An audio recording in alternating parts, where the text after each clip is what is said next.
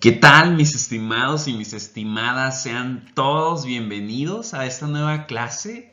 El día de hoy vamos a hablar del México antiguo. Habría que comenzar diciendo de entrada que la historia de este México antiguo ha sido dividida por los historiadores en tres grandes periodos, o también se conocen como horizontes culturales: preclásico, clásico y clásico.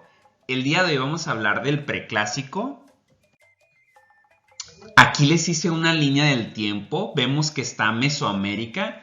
En este curso nos vamos a enfocar en Mesoamérica por lo que viene después. Pero recordemos que también hay grupos humanos, ya vimos, en Oasis América y en Árido América. Pero por motivos de tiempo y recursos, en pocas palabras, nos enfocaremos en estas periodizaciones de Mesoamérica. Como les decía, Mesoamérica tuvo tres periodos: preclásico, el cual abarcó una temporalidad que va del 2500 a.C. al 250 después de Cristo. Después viene el clásico, que abarcó del 250 después de Cristo al 900 después de Cristo. Y finalmente tenemos el periodo posclásico, que abarca del 900 después de Cristo al 1521, obviamente después de Cristo, que es cuando se consolida la conquista o la toma de México Tenochtitlan. Entonces, ya de entrada podemos observar que el periodo preclásico fue el de mayor duración en Mesoamérica. El día de hoy vamos a ver específicamente vamos a analizar los elementos de dos grandes culturas que emergieron, y la segunda vamos a ver que marcó definitivamente o sentó las bases de casi todos los elementos culturales que vamos a ver que aparecen en las culturas del clásico y posclásico, que son bastante conocidas hoy en día, ¿verdad? Entonces, en cuanto a las civilizaciones del preclásico, pues entre ellas tenemos a la cultura Tlatilco. En este mapa ustedes pueden observar que la cultura Tlatilco está en el mapa y en la parte coloreada de verde, en el Valle de México prácticamente. Y vamos a ver también en segundo lugar a la cultura olmeca, que aquí en este mapa está señalada en la zona de amarillito. Ahí dicen los olmecas, ese punto. Entonces vamos a abordar estas dos culturas del preclásico, aunque sí habría que dejar en claro que se gestaron otras culturas en diversas regiones de Mesoamérica, que habría que mencionar, como Chupícuaro, Capacha, San José Mogote, Izapa y Cuicuilco, ¿no? Entonces, solo para tenerlo en cuenta, pero para propósitos de este curso vamos a hablar primero de Tlatilco en el Valle de México y después de los olmecas. Estos rasgos que voy a mencionar ahorita de la cultura Tlatilco, varios de estos obviamente aplican para el resto o la mayoría del resto de las culturas que ya mencioné, de las que no vamos a hablar a detalle. Pero en general la cultura Tlatilco durante este periodo se caracterizó por poner en práctica una agricultura intensiva, recurriendo a esta técnica muy conocida y en algunos lugares todavía practicada, que es la agricultura en terrazas, así como en forma escalonada. Y también recurrieron a una técnica que les ayudaba a producir más o a tener más cosechas por año, de 2 a 3, que era la famosa roza y quema, que consiste en pocas palabras en quemar, hagan de cuenta, una porción de un territorio, quemarlo, limpiarlo, y con la quema y con las mismas cenizas en el suelo se siembra, y esto permite que la tierra produzca pues más en un solo año. Obviamente llega un punto en que la tierra se agota y los latilcos, por así decirlo, cuando ya usaban demasiado el roza y quema, pues tenían que parar y ya no podían seguir sembrando en ese lugar y tenían que dejar la tierra en reposo, o también se le dice barbecho.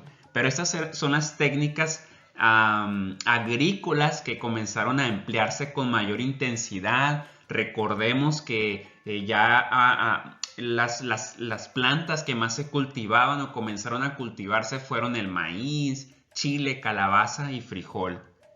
Y algo muy propio de las culturas mesoamericanas, o sea, hablo de todas ya desde el preclásico a clásico y posclásico, pero ya desde aquí vemos la aparición del famoso uso del bastón plantador, también llamada coa, que aparece en algunos códices del posclásico, pero ya desde el preclásico en la cultura tlatilco vemos la aparición de este instrumento que facilitaba la siembra. Y hablábamos ya en otras clases de la revolución agrícola, del por qué se le adjudica el adjetivo de revolución, pues porque dijimos que la incorporación de estas prácticas agrícolas fue lo que permitió el sedentarismo, el que estas sociedades o grupos humanos se establecieran en un punto determinado, en una ubicación geográfica determinada, y esto dio lugar a la revolución urbana, que vamos a ver que es la construcción de centros urbanos fijos y que después, a la larga, en este mismo periodo, ya en el preclásico, en la cultura tlatilco, y vamos a ver en la siguiente, no quiero spoilearlos, en la siguiente cultura de la que voy a hablar, también vemos que esta revolución urbana da lugar a la jerarquización social. O sea, es como un efecto dominó. Entonces lo vuelvo a mencionar, aquí ya vemos la aparición. La agricultura permitió el sedentarismo, y el sedentarismo pues está acompañado del establecimiento vamos a llamarla centros urbanos, pero que en un principio fueron llamadas, se podrían llamar aldeas igualitarias, como una que tenemos aquí enfrente, que es una reconstitución más o menos imaginada, obviamente basada en investigaciones, ya que no está basada en un recinto arqueológico o en un modelo arqueológico real, pero así más o menos podríamos darnos una idea de que ya hay restos, pues, o fragmentos que nos permiten pensar que estas aldeas igualitarias de la cultura tlatilco se hacían ya vemos como muros de adobe, el uso de plantas, de ramas para su construcción. Y poco a poco vamos a ver que estas aldeas igualitarias van a dar lugar a distinciones en el mismo tipo de vivienda y en la ubicación de cada aldea, dependiendo del estatus social. Pero por el momento hablamos de la aparición de aldeas igualitarias, y de hecho podremos hablar de los descubrimientos arqueológicos más importantes de Tlatilco, que han sido estos. Vean estas figurillas de cerámica. En la cultura tlatilco vemos un perfeccionamiento de la técnica en la producción de cerámica, de alfarería, de objetos domésticos o herramientas, como pueden ser estas figurillas que son muy típicas de esta cultura del preclásico. Vean nada más, podemos observar que aparecen mujeres ataviadas. Por ejemplo, la primera y la tercera la primera está abrazando a su perrito, y la tercera creo que está abrazando o cargando a su bebé, y las otras también creo que son figuras femeninas que sobresalen mucho. En el sitio de Tlatilco se encontraron muchísimas figurillas de este tipo. Vemos más figuras de mujeres muy representadas. Vemos a la izquierda una mujer que, si vemos, tiene caderas anchas. También es muy típico en estas figuras femeninas encontrar como brazos cortos que no tienen ni manos, no tienen dedos, como muñones nada más, ¿no? Mutilados. Observen. Y que de alguna manera también es minimalista en cuanto al cuerpo en la parte superior. Los bracitos acortados, la cinturita, pero en la parte de lo que son las caderas y los glúteos vamos a ver que son muy abultados, muy prominentes, ¿no? Como diría la chaviza de hoy, creo que usan el término de thick body, ¿no? O sea, así como muy curviados, no sé. No sé, ustedes me confirman si es un término que usan mucho, el thick en inglés. Entonces, y esto era con un propósito. Me imagino que ya se estarán imaginando que en la cultura tlatilco estas figurillas intentaban resaltar los rasgos sexuales que evocaban a la sexualidad y a la fertilidad. Vemos también ahí por ahí una mujer embarazada, otra mujer sentada pero cargando a su bebé. Aquí tenemos más imágenes. La primera figura de esta diapositiva a la izquierda, si no me equivoco, es una mujer que está en cuclillas. Parece que está dando a luz. De hecho, no sé si ustedes sepan, pero durante gran parte de la historia, en la mayoría de las civilizaciones antiguas o incluso hasta la Edad Media, solía darse a luz en cuclillas. Era la tendencia, lo más común. Y hasta vamos a llegar en Francia, un rey, ya después podré hablarles de eso, cambió esa costumbre, ¿no? En Occidente al menos. Bueno, tenemos también aquí en la segunda figurilla, volvemos a ver esa tendencia a un cuerpo thick, como dicen en inglés, el brazo como a la mitad, pero las caderas anchas, y en este caso vemos una como doble cara o como dos caras fusionadas, que vamos a ver ahorita que en otras figurillas que también aparecen como dos rostros ahí combinados, ¿no? Que vamos a ver que representan el dualismo, ¿no? Porque las culturas mesoamericanas tenían una cosmovisión dada al dualismo, es decir, a ver el universo como compuesto siempre por dos principios diferentes o contrarios, como la vida y la muerte, sexo masculino, femenino, ¿qué más? El día y la noche, etcétera, etcétera. Luz y oscuridad. También vemos otra figurilla de una mujer. A la última, a la derecha, es una bailarina que parece estar así haciendo sus movimientos. Estas también son muy interesantes. Vean nada más la primera, lo que les decía. Nuevamente vemos que en algunas aparecen dos cabezas, dos rostros, representando a la dualidad de la que ya les hablé. La segunda, otra vez vemos estas figurillas, así que vemos esa tendencia de las caderas anchas, prominentes glúteos. Se muestra incluso la parte vaginal en algunas están cubiertas con atavíos. Hay una gran colección que se encontró en el sitio arqueológico de Tlatilco, y de hecho un subgrupo de esta colección se le conoce como las mujeres bonitas. Les recomiendo que si llegan a ir al Museo Nacional de Antropología e Historia, busquen esa sección del preclásico porque está muy interesante. Se llama Mujeres Bonitas y son bonitas. A mí me encantan esas figuras, la verdad que vean nada más el detallado. Lo que nos habla, vuelvo a mencionarlo, nos habla de la especialización y sofisticación de la cerámica en la cultura tlatilco. Es decir, ya nos indica, uno, que la agricultura ya se practica de manera intensiva, que se depende de la agricultura para subsistir, aunque aún se recurre a la caza y en algunos casos la pesca o la recolección, pero ya la agricultura se depende de ella. Gracias a ella se construyen aldeas, al principio igualitarias, que no había distinción de clases, pero poco a poco se van a ir haciendo distinciones de grupos sociales, algunos con autoridad y otros que no. Y tercero, vamos a ver que van a aparecer, la agricultura va a permitir que aparezcan nuevos oficios o especializaciones de trabajo diferentes, ¿no? Y uno de ellos va a ser los alfareros, ¿no? Los que se dedican a la cerámica.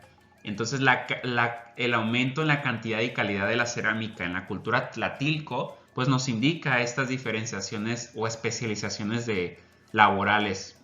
También vemos esta figura donde se aprecia un jugador de pelota, que es un chamán, un mago, podríamos decirlo. Vean nada más cómo tiene las orejas horadadas.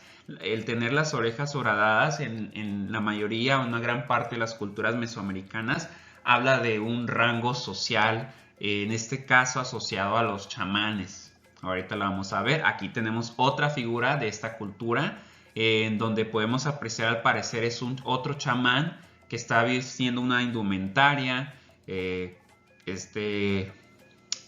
Y otra cosa que es de notar, que en la mayoría de las esculturas o incluso después en los códices del posclásico, cuando vean ustedes a un individuo que está sentado, esta posición denota autoridad y poder. Entonces, por lo tanto, vemos que este es un como un chamán, un sacerdote que pues tiene poder, está sentado. Eso es lo que refleja el estar sentado. Y vemos que al igual, todas estas figurillas que vimos corresponden a este sitio arqueológico de Tlatilco, que fue explorado, excavado en varias temporadas.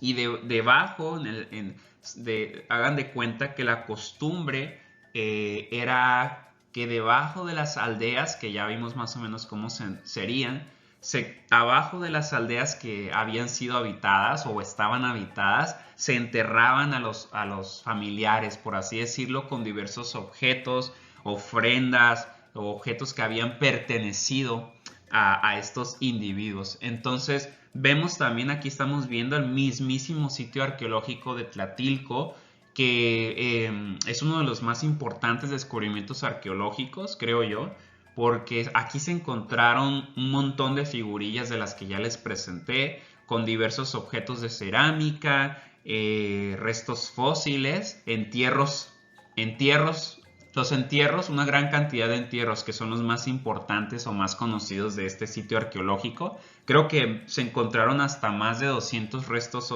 óseos, pues correspondientes a diversos humanos, ya sean de sexo masculino o femenino.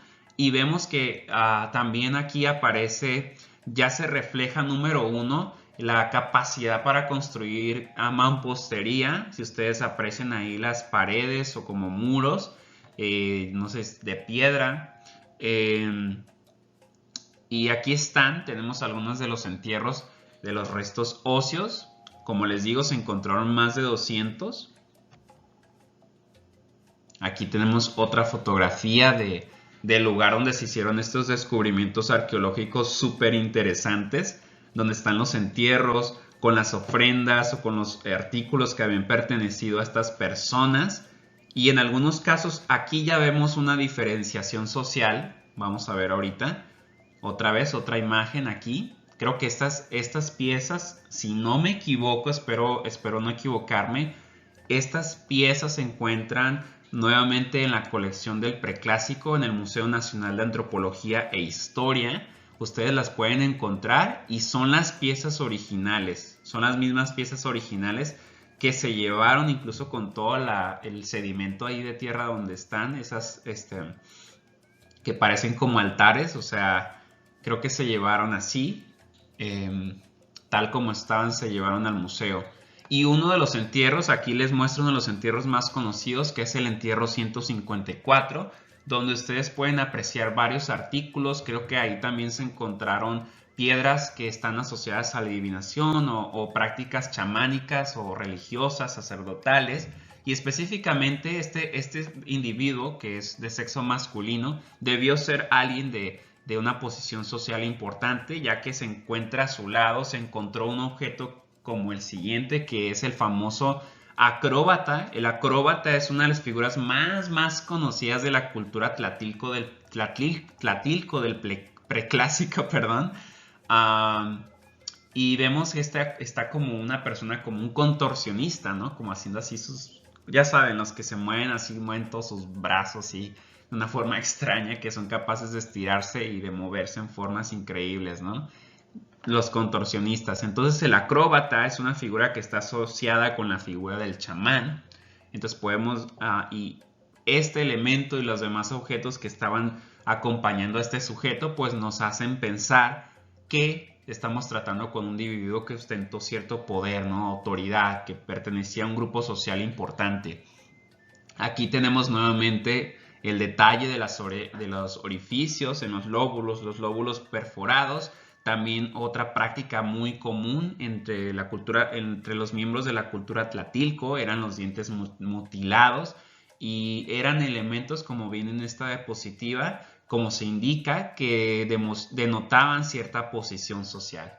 Y ya pues ahora sí que volvemos a decirlo, ya esto refleja que esas primeras aldeas igualitarias se fueron dando lugar, o sea, las aldeas mismas cada vez, el dónde estaba ubicada tu aldea implicaba o reflejaba pues evidenciaba cuál era tu estatus social, ¿no? Y poco a poco vamos a ver que surgen incluso, pues como recintos ceremoniales, centros urbanos, centros de ceremoniales públicos, etcétera, y que también dependiendo de tu cercanía al centro ceremonial, pues implicaba un estatus social más alto. También al lado de estos entierros vemos entierros de animales, de perros más específicamente. Se encontraron más de veintitantos, creo, si no me equivoco. Ese es el perro número 21 y lo cual tiene sentido. Los animales, esto refleja dos cosas. Número uno, que los perros pues ya habían sido domesticados desde el preclásico. Además, las mismas figurillas nos hablan de ello, donde vemos mujeres o individuos sosteniendo a perritos. Desde entonces, fíjense bien, desde entonces los perros son los mejores amigos del hombre, eso dicen, o del ser humano, aunque hay otros que dicen que no y son más cat lovers, ¿verdad? Ahí sí que, bueno, cada quien. Pero sí se encontraron varios restos de animales que indican, nos hablan de la domesticación de los caninos y por otro lado también del consumo de los caninos porque también se los comían. Pero no siempre, parece como que hay duda entre los arqueólogos, ya que varios de estos animales fueron enterrados aparte con ciertas ofrendas, lo que parecía indicar que se tenía aprecio por ellos o que también se usaban como se enterraban al lado de los dueños o como para acompañar a las personas difuntas al viaje hacia el más allá, por así decirlo de una forma. Y esto es todo respecto a la cultura tlatilco que estaba en el Valle de México, la cual por cierto tuvo relación comercial en todo este periodo. Recordemos que hablamos del preclásico, tuvo relaciones comerciales con otra cultura que es una de las más impresionantes y las de mayor importancia, que es la cultura olmeca. Son del mismo periodo, como ya lo expresé.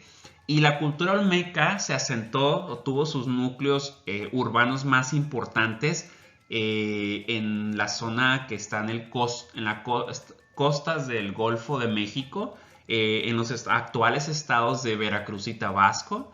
Y fueron tres los sitios urbanos o olmecas más importantes, empezando por San Lorenzo, luego La Venta y Tres Zapotes. En ese orden temporal fueron los más importantes centros urbanos de la cultura olmeca, aunque como podemos ver en este mapa, pues también existieron sitios olmecas fuera del área nuclear que era Veracruz y Tabasco, y hubo influencia de la cultura olmeca por las relaciones comerciales hasta, vamos a decirlo, a la parte centro-occidente del actual México e incluso hasta Centroamérica. Hay quienes dicen que la influencia de la cultura olmeca en el preclásico llegó hasta los actuales estados de Guadalajara y hasta El Salvador en Centroamérica. Entonces aquí podemos ver otros centros olmecas fuera del área nuclear como Chalcatzingo, Atlihuayán, Teopantecuanitlán, Huitzlahuaca, etcétera, etcétera. Entonces estos son algunos de los lugares donde la cultura olmeca también tuvo una influencia. Pero habría que empezar señalando un breve detalle que a veces se les pasan a algunos maestros a señalar. Y es el siguiente, que los olmecas no se llamaban a sí mismos olmecas, muy probablemente. De hecho, no sabemos cómo se llamaban. El término olmeca creo que viene del náhuatl, que quiere, bueno, se dice olmecatl, y que se refiere o se traduce como la gente de la región del Hule, la gente que habita en la región del Hule, que era un término que los mexicas usaban para referirse a esos pueblos, indistintamente a los pueblos que habitaban en la costa del Golfo, como en Veracruz y Tabasco, pero que ese término luego lo usaron los arqueólogos mismos para referirse pues a esta cultura que descubrieron y que pertenecía al preclásico, que al principio pensaban que tenía una gran influencia maya, pero luego se dieron cuenta que era más antigua y de ahí se le empezó a investigar más y se dieron cuenta que era otra cultura más antigua y descubrieron así, le dieron el término de olmeca, pero eso no quiere decir, insisto, recalco, no quiere decir que los olmecas se hayan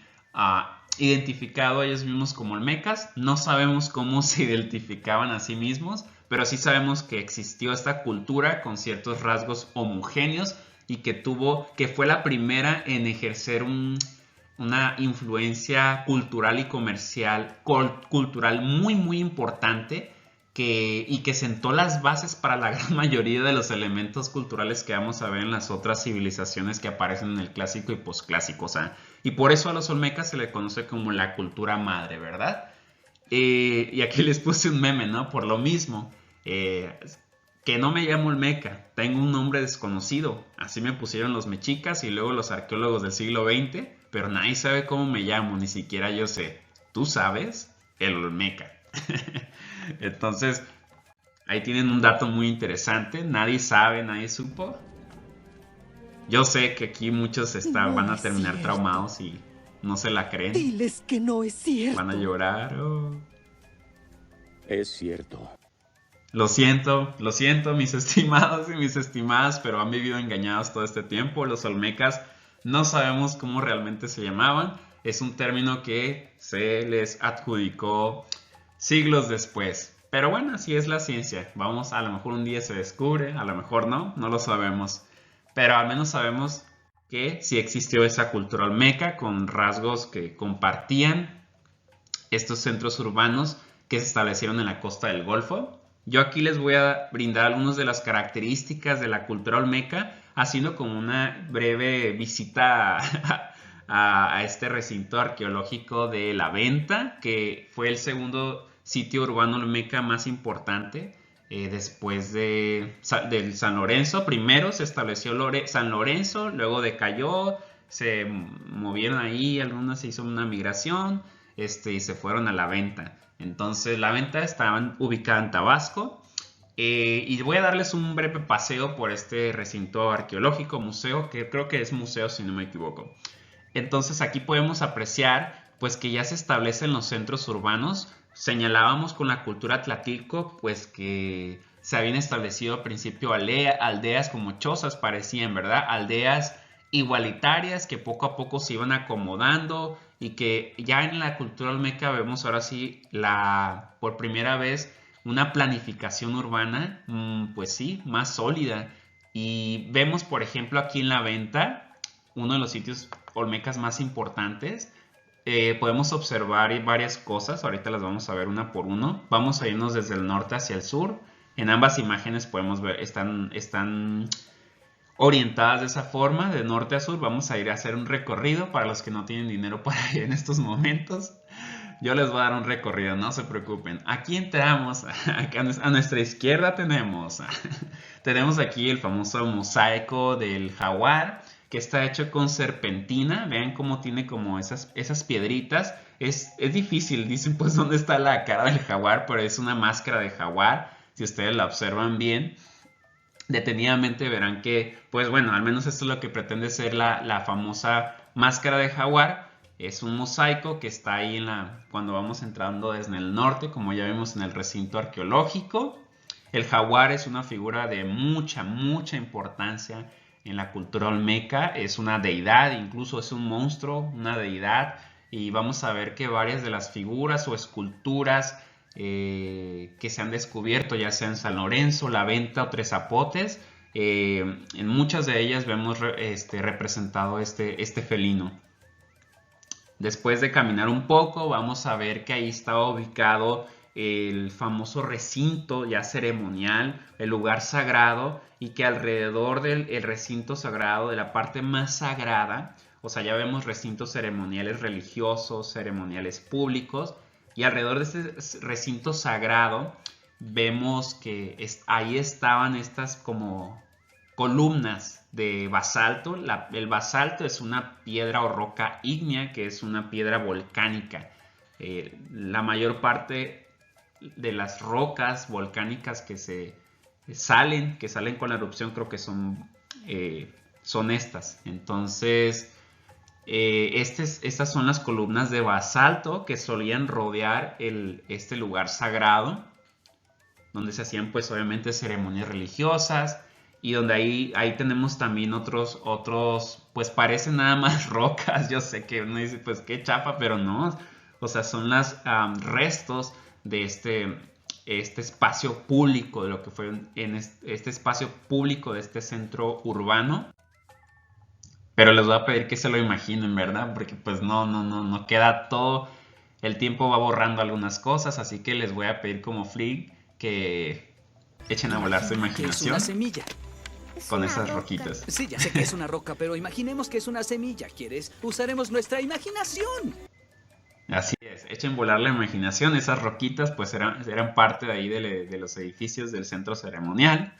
Y también tenemos, aquí se encontraron en este recinto arqueológico una tumba donde se encontraron restos de seres humanos con figurillas, como siempre. Casi siempre hay ofrendas, artículos que pertenecían a estos sujetos.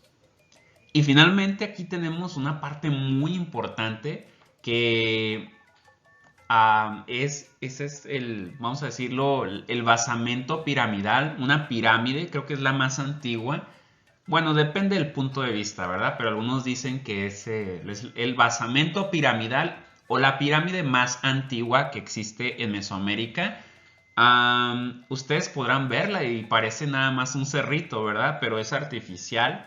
Si se dan cuenta, ahorita vamos a ver otras imágenes, pero está hecho de arcilla, está compuesto de arcilla, de barro, arcilla, arena, no me acuerdo qué otros elementos, pero en general está hecho de arcilla y está más o menos como hecho de una forma escalonada, a lo mejor de otra perspectiva se puede apreciar. No tiene una gran altura, creo que son 30 metros de altura. Aquí tenemos otra imagen, de aquí se ve más panorámico.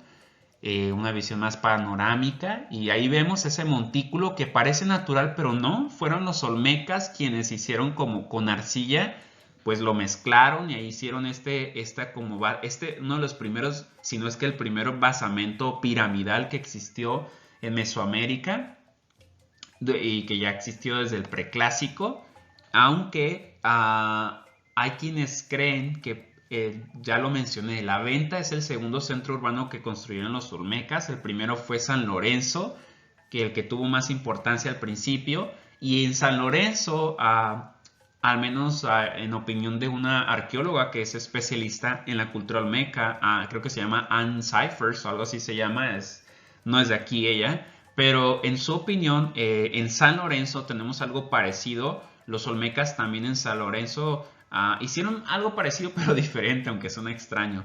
Ahí lo que hicieron es tomar una meseta pues plana y empezaron a formar igual con arcilla.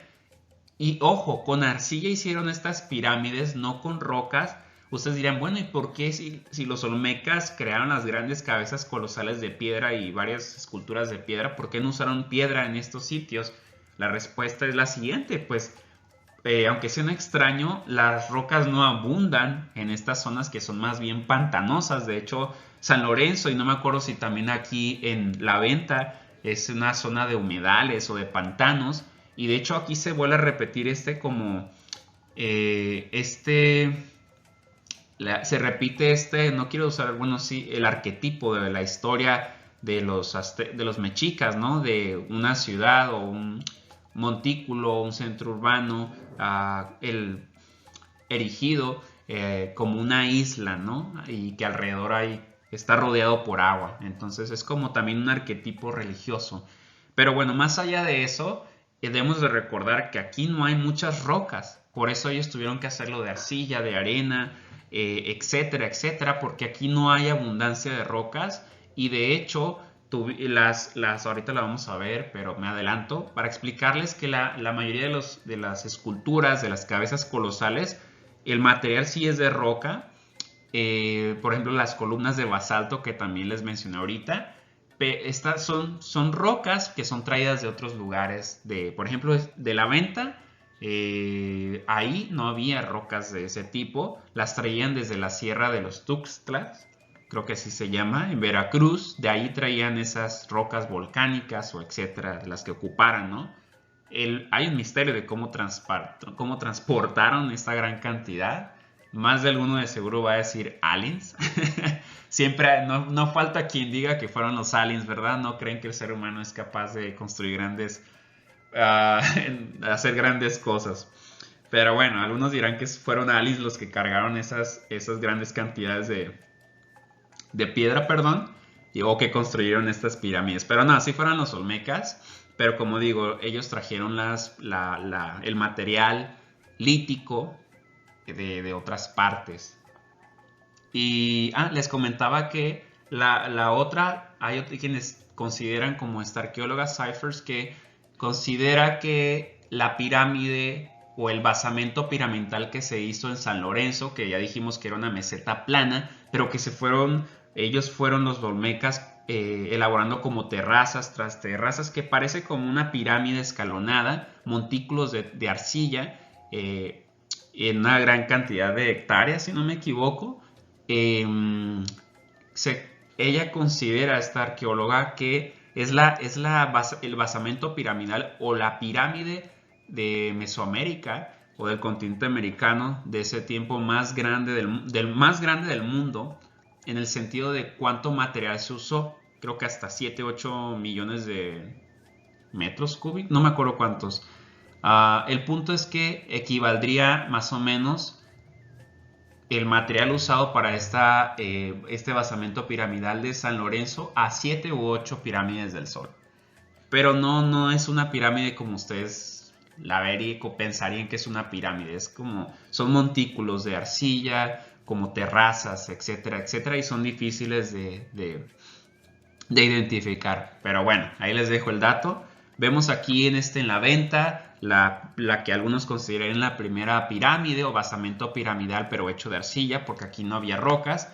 Y vemos también, si ustedes pasean aquí en este recinto arqueológico, este museo, van a ver las famosas cabezas olmecas. Aquí ya las podemos apreciar. Vean nada más, qué bonito. Están respirando. Imagínense que están respirando ese aire exterior, viendo ese arbolito. Qué bonito, ¿verdad?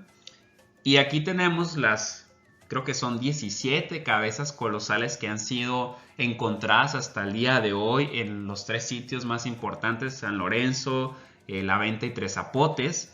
Son 17 en total, que comparten algunos rasgos. En general podemos decir que pesan entre 6 a 25 toneladas, vean nada más. Algunas son más grandes, otras más chicas. La mayoría comparten algunos rasgos, como tener un tocado que se asemeja a un casco ceñido en la cabeza, con distintas decoraciones que en algunos casos tienen como ilustraciones que nos evocan las imágenes, ciertas partes de un jaguar o de un pájaro, etcétera, ciertos decorativos, ¿no? El jaguar siempre va a estar presente, casi siempre. Y vemos también pues el semblante también caído, la nariz chata, los labios, las comisuras labiales pues caídas hacia abajo, en algunos casos los ojos como un poco almendrados. ¿Qué más podemos ver? Pues sí, ese semblante caído, ¿no? Creo que es la cultura olmeca, son más conocidos por estas cabezas colosales, este estilo de escultura. Aquí vemos más, vean nada más. Qué interesantes, vean.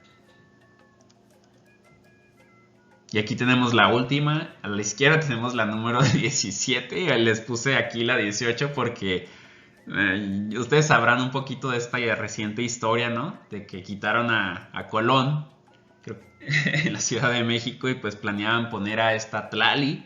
Querían poner a Tlali, la cual creo que se inspiraron los autores de Tlali, querían inspirarse en las cabezas olmecas, pero querían poner a una mujer indígena, pero como que no les quedó muy bien, ¿no? Como que no a muchos les pareció, y no tanto porque fuera mujer, ¿verdad? Sino como porque no convencía mucho, ¿verdad? Como que no les faltó un poquito más de ingenio, al menos esa es la opinión de algunos. Pero bueno, es indudable que se usó como punto de referencia estas cabezas olmecas. Y ahora sí, mi pregunta sería, ¿cuál eligen ustedes? ¿Cuál les gustó más? Aquí pongan en los comentarios si gustan. ¿Cuál cabeza olmeca o cabeza colosal les gustó más? Algunos dirían que la 3, como Lord Farquaad. ¿Tres? Pide la 3, Miguel. ¡Oh, sí, la tengo! ¡La número 3! Lord Farquaad, has elegido a la princesa Lali. Es broma, obviamente. A lo mejor a algunos les gusta más la cabeza esa de Tlali. Se vale diferir, tener gustos diferentes. Aquí les hice un meme que me encantó, no sé. Se me ocurrió ponerlo, dije es el momento perfecto. Para esto he llegado, para esto estudié historia, solo para poner memes de estos. El conocimiento es poder, no lo olviden. Knowledge is power. Y sí, miren, aquí les puse un meme refiriéndose a la serie de Malcolm, el del medio. Y aquí tenemos el famoso meme de Dewey, sale ahí, esa no es tu familia. Aquí está Tlali, que tuvo inspiración olmeca, pero pues no es originalmente olmeca. Y aquí sale el Tlali, sale ahí, esa no es tu familia. Pues no, no es tu familia, esa no es una pieza original. Tuvo su inspiración ahí en la cultura, en las cabezas colosales de los olmecas, pero pues nada que ver. Y algo muy curioso, y yo reflexionaba al pensar en lo de Tlali, es que si no mal recuerdan ustedes, yo les explicaba que algunos arqueólogos y antropólogos habían pensado que los olmecas eran descendientes de africanos, haciendo yo referencia a la teoría del Atlántico, de la migración desde África hacia América, pero les mencionaba, ¿no?, cómo nuevos estudios de ADN mitocondrial pues han desmentido esa teoría, ya que se sabe que los restos óseos de olmecas que han sido analizados no corresponden al mismo haplogrupo. Entonces, no, nada que ver, no pertenecen a África, pero tiene sentido y podemos comprender por qué se equivocaron o por qué pensaron que eran africanos, ¿no? Y lo cual me hace pensar en cómo se le echó carrilla se le hicieron memes a Tlali porque muchos pensaban que era wakandiana, ¿no? Entonces, qué curioso, ¿no? Lo menciono porque, pues sí, tiene rasgos africanos tal como las cabezas olmecas, que muchos pensaban que tenían rasgos africanos, pero al final de cuentas no eran africanos.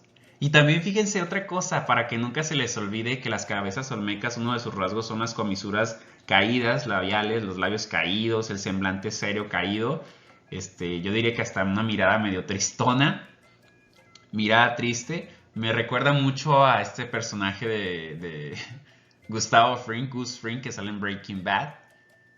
No sé, yo la asocié en mi cabeza. Un actorazo, ¿verdad? Definitivamente. Pero bueno, esos son cosas más personales, pero para que se acuerden de los rasgos de las cabezas olmecas, que por cierto yo ya les mencioné en la clase pasada o antepasada, que hay arqueólogos que han propuesto que las cabezas colosales se hicieron de el material, reutilizaban eran producto de la reutilización del material con el que habían estado hechos los tronos o antes conocidos como altares olmecas. Estos antes se conocían como altares, pero nuevas investigaciones fueron señalando que estos eran tronos sobre los cuales se sentaban estos señores o gobernantes y que tenían una connotación religiosa o que buscaban legitimar su poder político, religioso.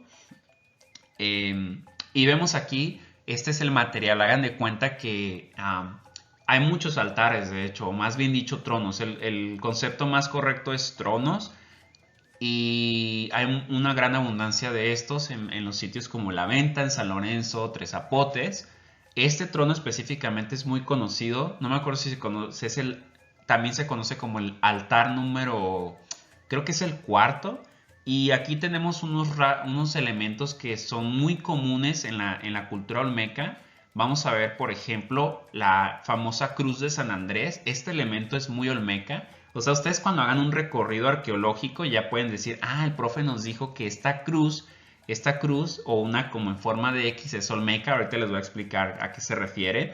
Pero vean también ahí, ahí donde está la misma cruz, hay unos como colmillos que volvemos a ver la figura del jaguar. Pareciera que ahí están los ojos con sus párpados, las fauces, una fauce felina, y que la cueva, por así decirlo, de la cual emerge probablemente un señor olmeca, un gobernante, pareciera ser la misma boca del jaguar, y esto no es casualidad. Hay quienes lo interpretan como que este gobernante está emergiendo del inframundo o está en la misma entrada del inframundo de la boca del jaguar, y el jaguar pues alude a las divinidades, ya que es un animal que habita en las cuevas, en las montañas, por así decirlo, que es el lugar donde se creía que habitaban, era la entrada del inframundo, si no mal recuerdo, o donde habitaban las deidades. Entonces era una entrada a los planos sobrenaturales. Entonces, de alguna manera indirecta se está legitimando también el poder político del gobernante que se sienta sobre este trono, ¿verdad? Y vemos también alrededor de la boca o de la cueva de la cual emerge este personaje, vemos ahí como cuatro como flores ahí, que son flores o vegetación que sale ahí alrededor de la abertura, que hace alusión a la tierra, ¿no? Entonces también vemos que está sosteniendo con su mano derecha, está sosteniendo con una cuerda, ¿verdad? Que está atada en ambos lados a dos figuras que antes se pensaba que eran esclavos, pero más recientemente se ha propuesto que podrían más bien constituir como una cierta metáfora y hacer referencia a los ancestros del gobernante, o una sucesión, o alguien de autoridad que está relacionado con el gobernante, etcétera, etcétera. Pero bueno, de alguna manera era para denotar o legitimar al gobernante, haciéndolo ver como un cargo divino. Ahora sí, como diría Loki, ¿no? Entonces les estaba recordando a los demás que él tenía autoridad sobre ellos y que ellos nunca serían un dios. Un dios.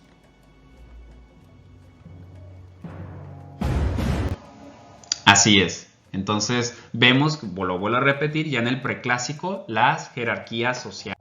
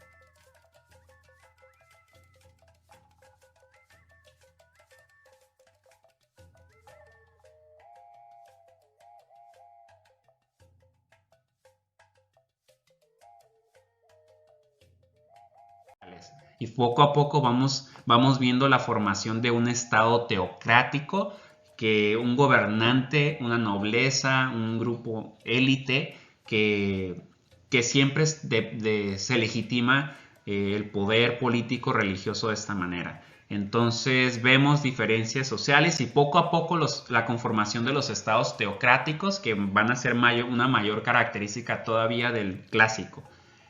Aquí vemos más figuras, podemos apreciar nuevamente algunos rasgos o elementos iconográficos como la cruz de San Andrés. Aquí la vemos en esta figura.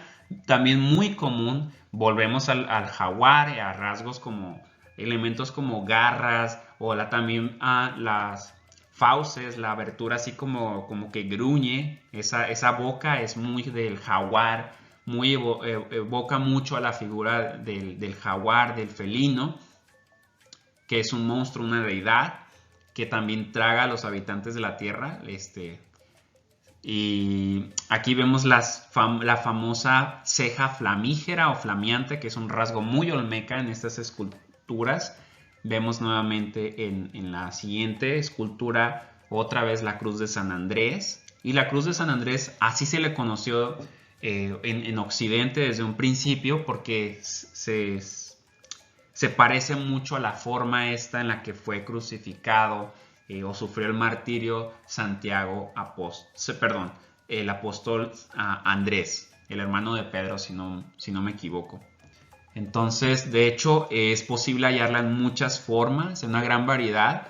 Vean, aquí les puse en una tablita. Todas esas formas evocan a la famosa cruz de San Andrés o la cruz olmeca. Y esa cruz, de hecho, está presente en todas las culturas mesoamericanas, todas. Porque no es un icono, es un icono que casi siempre aparece en las figuras con el jaguar, como una decoración del jaguar.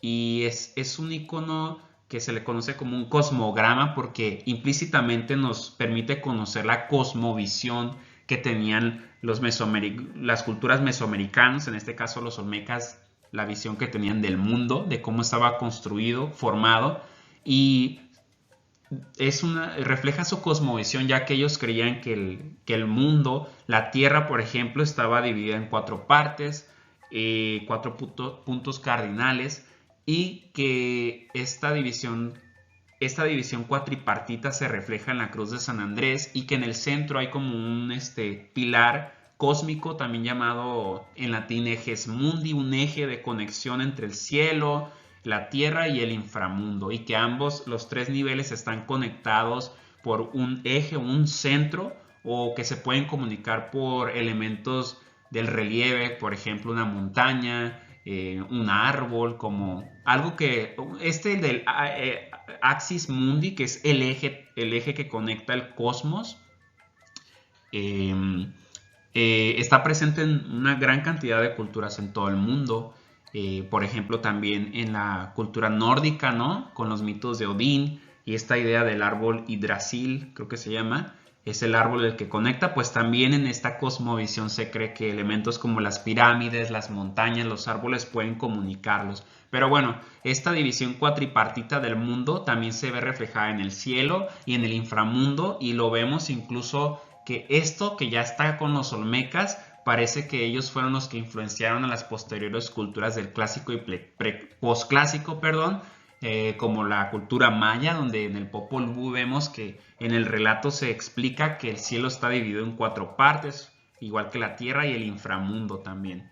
Entonces eso es herencia de los olmecas definitivamente. Volvemos a ver en esta figura que es probablemente un chamán con una como piel de jaguar o un atavío de jaguar encima, y podemos ver las garras y las cruces, que también son, volvemos a decirlo, son representación de las manchas del jaguar en este caso, y la ceja flamígera.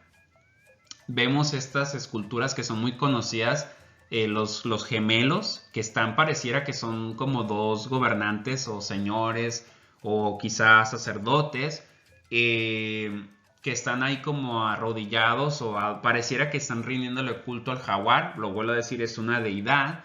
Y esto de los gemelos es algo que también pareciera que tuvo influencia es un elemento arquetípico que se vuelve a repetir en las posteriores culturas, como en la maya, lo vuelvo a repetir lo del Popol Vuh, porque esto del par de estos gemelos que se vuelven como héroes, dioses héroes, o más bien héroes en la mitología, en las mitologías mesoamericanas, ya está presente ahí con los olmecas y se repite, por ejemplo, en la historia del Popol Vuh con las aventuras de Xbalanque y Hunahpu, ¿no? Que son los héroes de esta saga literaria, mitológica.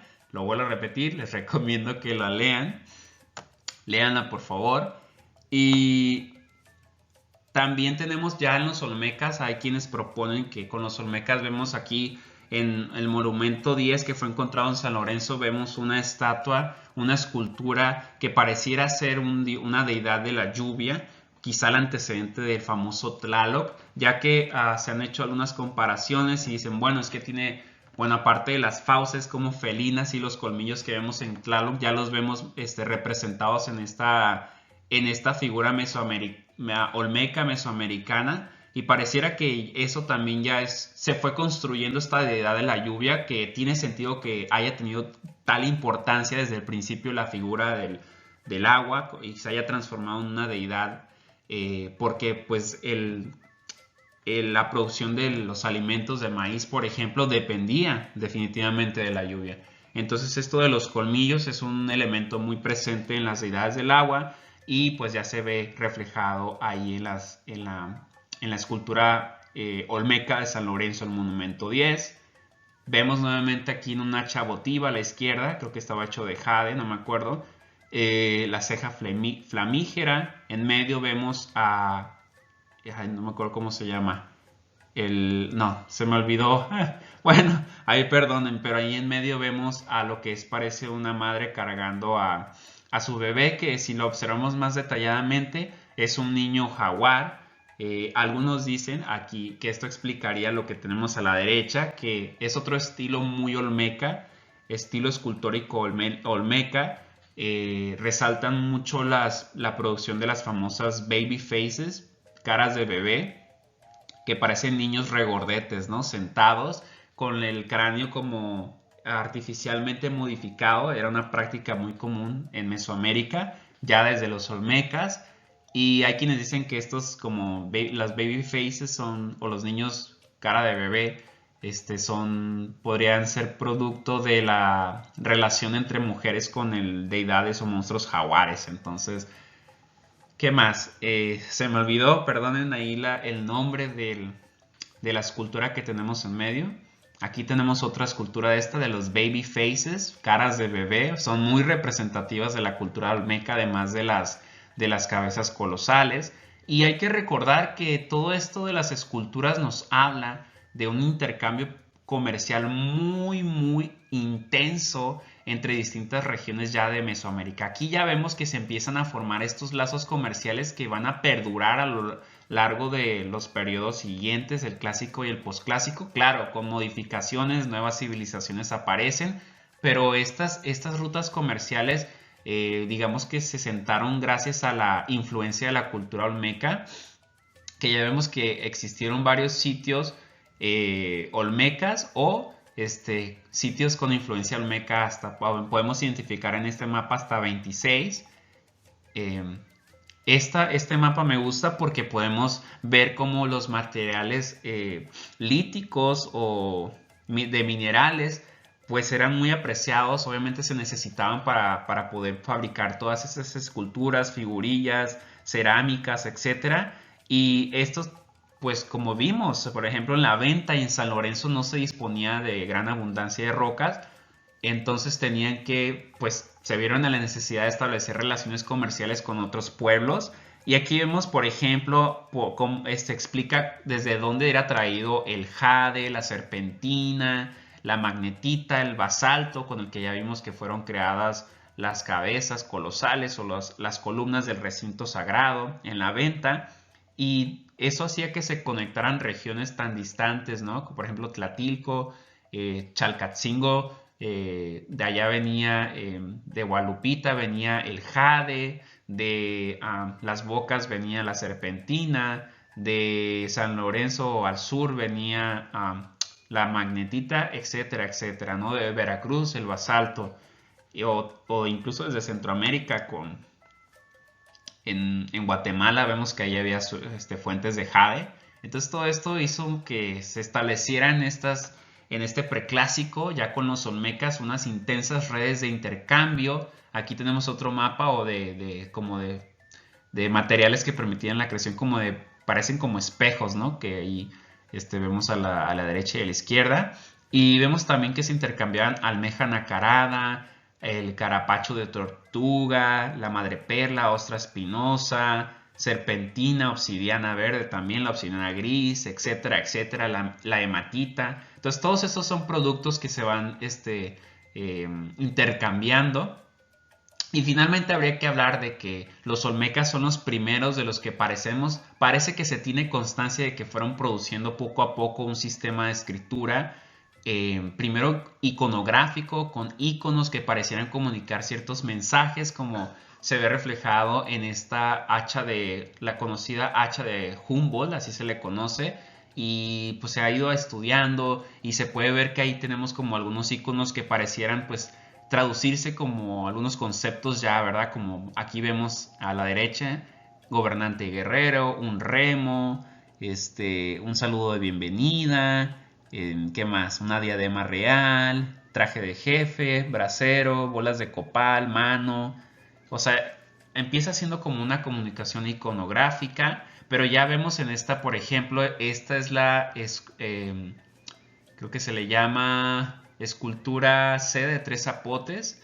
En esta estela C de tres zapotes, aquí ya vemos algo muy interesante, que es una notación calendárica, que o sea, ya vemos una referencia a un sistema del calendario, que es la cuenta larga, es el sistema que en Mesoamérica se usó, que es la configuración de meses de 20 días, si no me equivoco.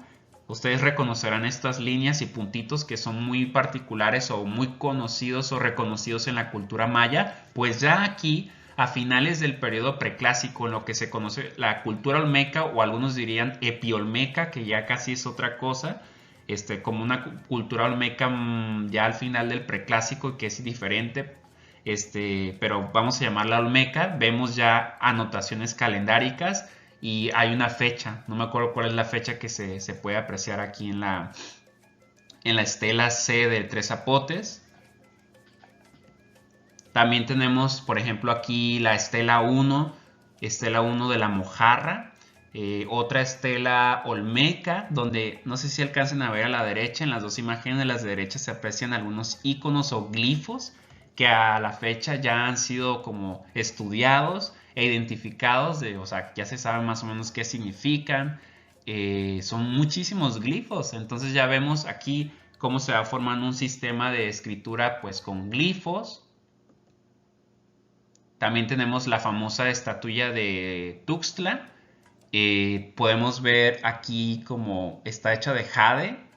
Y tenemos también en el centro, se pueden apreciar en la imagen de blanco más claramente las anotaciones calendáricas, números, ¿verdad? O sea, hace referencia a una fecha, creo que es por el 30 antes de Cristo, algo así. Bueno, en su calendario, obviamente. Pero ahí están los puntitos, las líneas, etcétera, etcétera. Y otros glifos, creo que alrededor de 70 identificados en esta figurilla, que tiene una máscara como de pato, que recuerda mucho al Psyduck, a este Pokémon. Y finalmente, uno de los descubrimientos más recientes que ha levantado como controversias, ya que algunos están preguntándose si fue como fake, si fue fabricado, es una falsificación. Otros pues aún está en estudios, creo, es lo que yo hasta donde me enteré. Es la famosa, el bloque de... Ay, se me fue el nombre. Empieza con C. El bloque de Cacastla, algo así.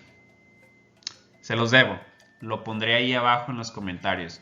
Pero este bloque, ahí pueden apreciarse también varios glifos que ya han sido como, bueno, se han tratado de interpretar. Hacen referencia a objetos, animales, vegetales, plantas, etcétera, etcétera. Por ejemplo, vemos el número 1 es una hormiga, una abeja, no me acuerdo qué era. la 2 es una flor, se repiten algunos, otros no. Vemos el 7 es el maíz, 9 es una piel de animal o de venado. Vemos, ¿qué más? Por ejemplo, el 33 creo que es un cuchillo, etcétera, etcétera. Entonces vemos que aquí ya vemos, pareciera que ya tenemos referencias a un sistema de medición de tiempo, de un calendario y también un sistema de escritura con glifos. Y que en este caso, las primeras imágenes que yo les mostré hace rato, la estatuilla de Tlaxcala, la estela de la mojarra, la estela C de Tres Zapotes y que es el bloque que no me acuerdo cómo se llama. Bueno, las otras, perdón, las que ya mencioné, son del periodo ya tardío del preclásico. Algunos no lo consideran olmeca, otros sí, que más bien lo consideran epi-olmeca, como un grupo, una interfase, ¿no? Entre un grupo intermediario entre preclásico y el clásico. Que habitaron de una cultura que habitó en el Istmo de Tehuantepec, más o menos, por ahí, por Chiapas. Pero otros sí los consideran elementos olmecas y por lo tanto podemos hablar de que la cultura olmeca ya tenía estos sistemas de calendarios y de escritura, aunque esta en particular, este bloque que es como una estela de piedra, pues les digo que aún se está estudiando, pero esto sí sería olmeca en caso de que fuera confirmado, ya que según la prueba de carbono 14 indica que tiene más de 3000 años, entonces pertenece al periodo preclásico olmeca,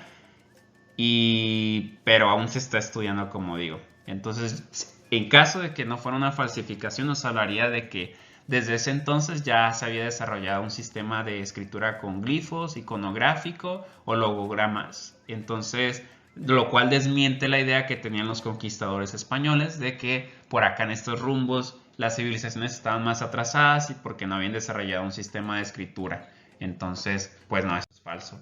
Y todo esto que aprendieron de los olmecas, pues ustedes lo pueden usar seguramente para impresionar a la chica o al chico que les gusta. Entonces, si alguna vez van al Museo Nacional de Antropología e Historia o cualquier otro museo de por allá de Tabasco, de Veracruz, y llegan a ver estas esculturas olmecas o la de Tlatilco, pues ya tienen cómo ligar. Ahora sí que esta es la manera en la que ligamos los historiadores y las historiadoras, más o menos como lo haría Peter o Harry Osborn. ¿Sabías que las arañas cambian de color para poder confundirse con el ambiente? ¿En serio? Sí, es un mecanismo de defensa. Interesante. Sí. Sí, más o menos así, pero en un contexto de un museo de historia o de antropología, ¿verdad? Entonces, así ligamos los historiadores. Ya les di un consejo. Chicos, chicas, así pueden conseguir a su crush. Pueden, conquistar a su crush. Entonces, ahí lo tienen, una manera intelectual, romántica de llamar la atención a la persona que les gusta, ¿no? Entonces ahí les doy un consejo. Gracias. Doy clases los jueves, no cobro mucho. Bueno, en realidad doy clases de lunes a viernes, así que no queda exactamente bien el meme, pero ustedes me entienden. En fin, espero que hayan disfrutado la clase. Les mando un fuerte abrazo y cuídense mucho. Adiós.